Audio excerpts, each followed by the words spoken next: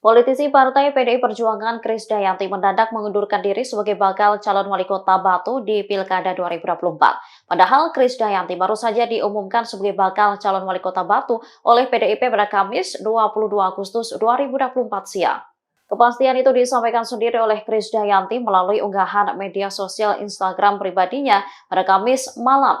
Dikutip dari suryamalang.com, kabar mundurnya Krisdayanti tentu mengagetkan publik. Pasalnya ia sempat menghadiri acara pengumuman bakal calon kepala daerah atau wakil kepala daerah PDIP siang harinya.